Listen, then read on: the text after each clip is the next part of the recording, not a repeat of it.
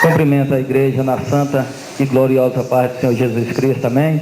Amém. Graças a Deus, estou feliz, estava com saudade dos irmãos.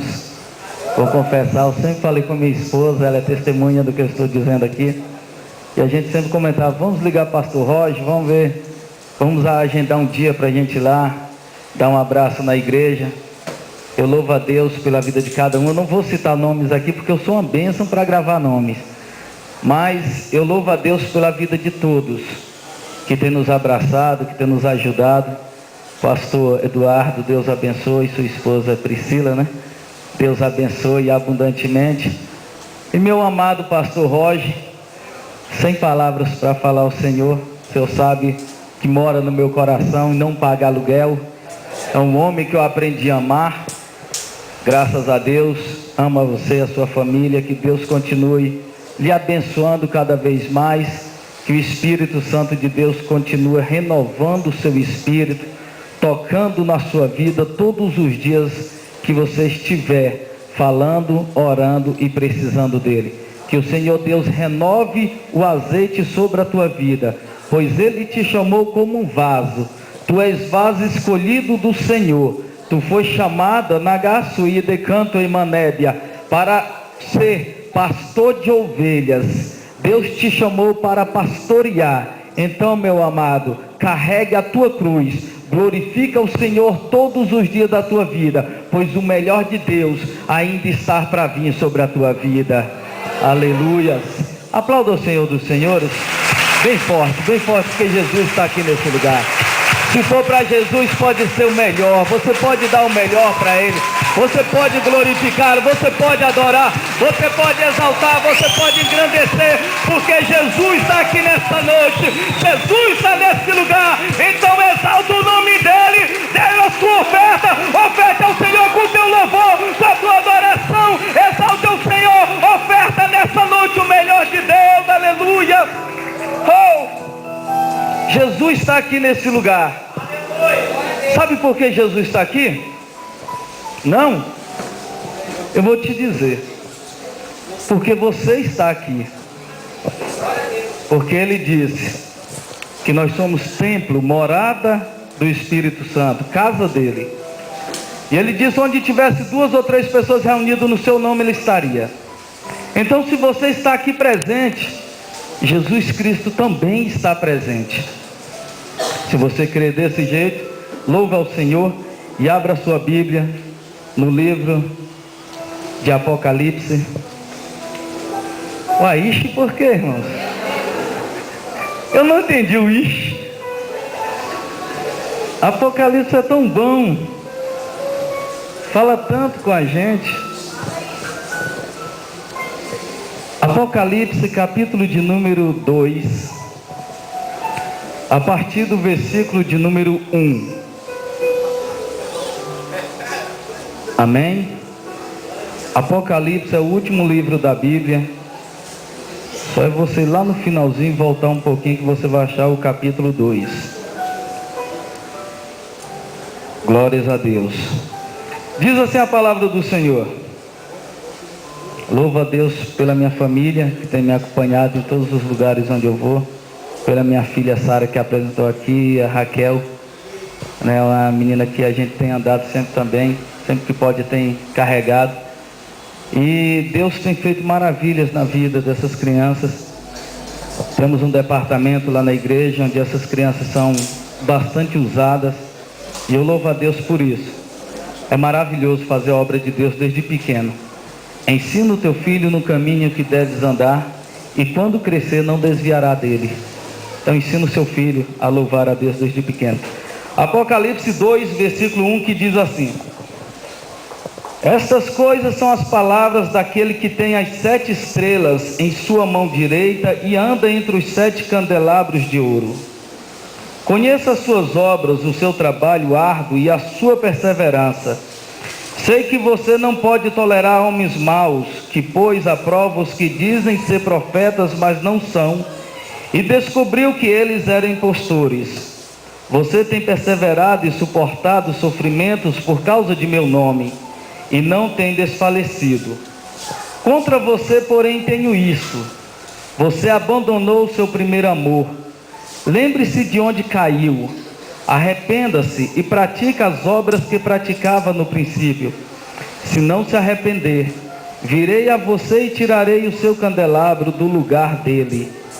Mas há uma coisa a seu favor: você odeia as práticas dos nicolaítas, como eu também as odeio. Aquele que tem ouvidos, ouça o que o Espírito diz às igrejas. Ao vencedor darei o direito de comer da árvore da vida que está no paraíso de Deus. Amém? Meus amados, eu estava pedindo a palavra a Deus, orando ao Senhor, e Deus me trouxe essa palavra ao coração. E quando Deus revela algo para um dos seus profetas, é porque Ele quer falar realmente conosco. Ele primeiro fala com a pessoa para revelar para a sua igreja, para o seu povo. E eu estava meditando, em meio a tantas lutas, dificuldades e problemas, em cima desse texto. E Deus falou muito ao meu coração. E eu tenho certeza que vai falar também ao seu. A Bíblia diz, no capítulo de número 1 de Apocalipse, que estava numa ilha chamada Pátimo, o seu servo chamado João. E João estava ali preso pela palavra de Deus, por pregar a palavra do Senhor. E ele disse que estava naquele determinado lugar, como de repente ouviu uma voz por detrás dele. E ele virou para ver quem falava com ele. E quando ele virou, ele disse que viu um homem entre 7 candelabros de ouro. E este homem se vestia com um vestido longo até os seus pés. No seu peito tinha um cinto de ouro. A sua cabeça e seus cabelos eram brancos como a neve. Os seus olhos como chama reluzente de fogo. Os seus pés como bronze que tinha acabado de ser polido. A sua voz como voz de muitas águas. Da sua boca saía uma maravilhosa e cortante espada de 2 gumes.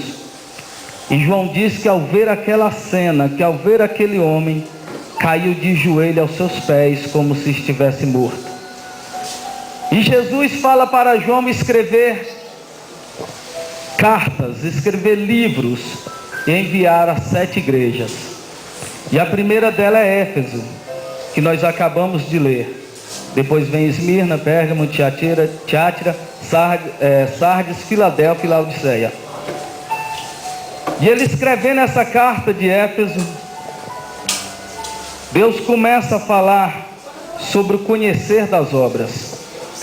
Só que para nós entendermos um pouquinho sobre a igreja de Éfeso, nós precisamos voltar lá no livro de Atos, a partir do capítulo de número 18, onde diz que um certo homem chamado Apolo, natural de Alexandria, chegou a Éfeso, uma igreja que estava iniciando, uma igreja que estava começando naquele tempo.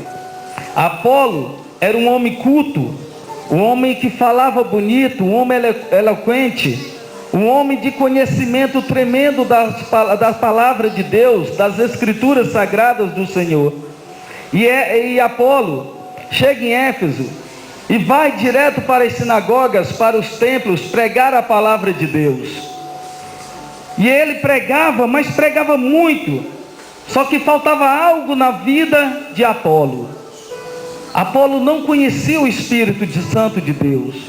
Apolo não conhecia o batismo no Espírito Santo. O único batismo que Apolo conhecia era o batismo de João Batista.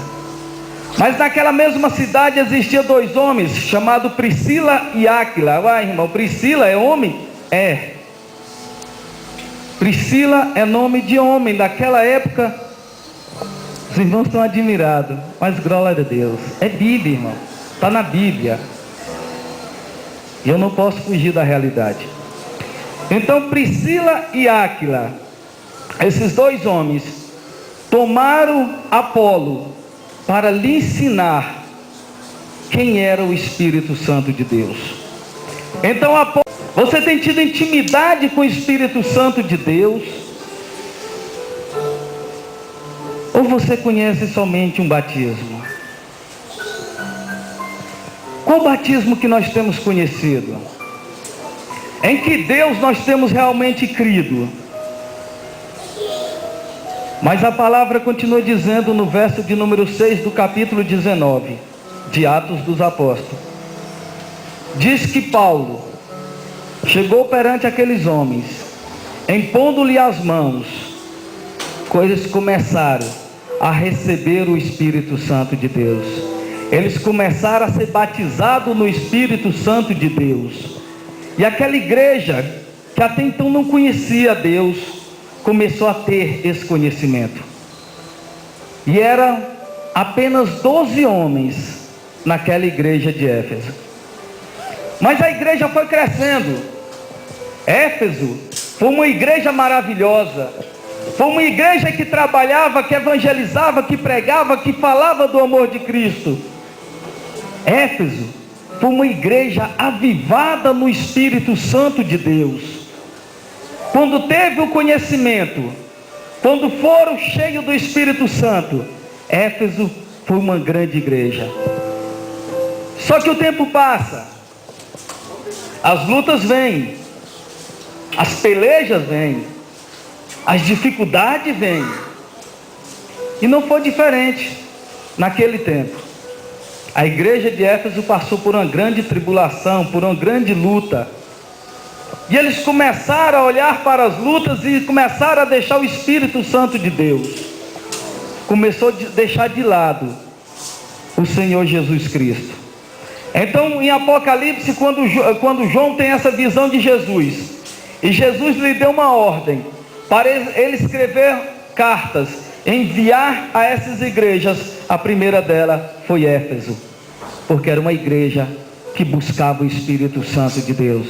Era uma igreja avivada no Espírito de Deus. Era uma igreja que fazia milagres acontecer naquela época. Era uma igreja que cantava, que louvava e adorava ao Senhor. Era uma igreja, meu irmão, onde passava a começar uma oração e essa igreja era avivada. Irmão, como é que você sabe isso? Pesquisa, simples. Deus, nesses dias, Ele quer trazer o avivamento para nossas vidas.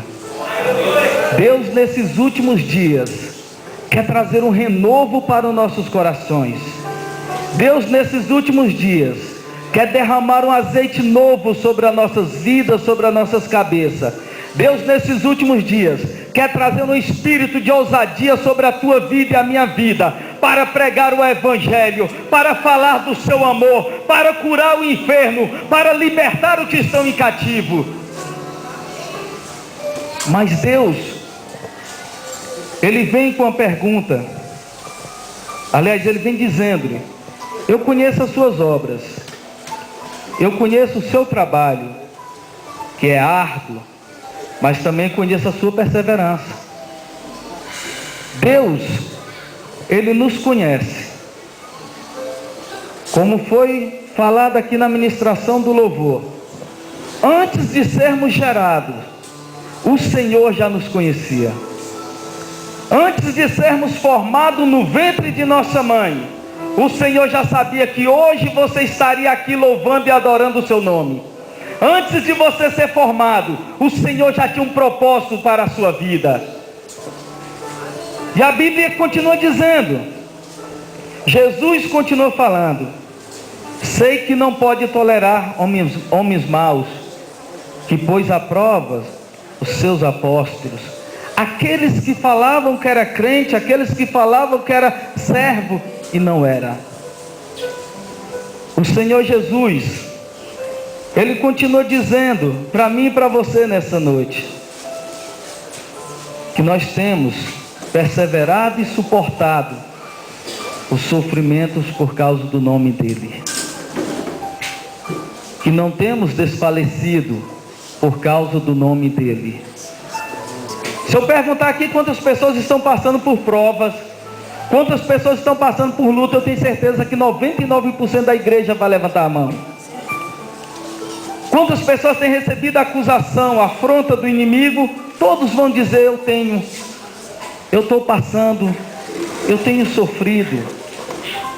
Mas o Senhor Deus, Ele diz que tem ao nosso favor. Tem ao nosso favor. O que Ele tem? O que Jesus tem ao nosso favor? Irmão, quando nós buscamos a presença de Deus, o Espírito Santo nos favorece. Quando nós buscamos, mesmo em meio às lutas, dificuldades, mesmo em meio às crises que enfrentamos, o Espírito Santo nos favorece. É Ele que nos fortalece, é Ele que nos renova, é Ele que nos dá virtude, é Ele que nos dá força para estarmos buscando. Aleluia. Só que em compensação, Ele diz: olha, eu tenho contra você que tem deixado o primeiro amor.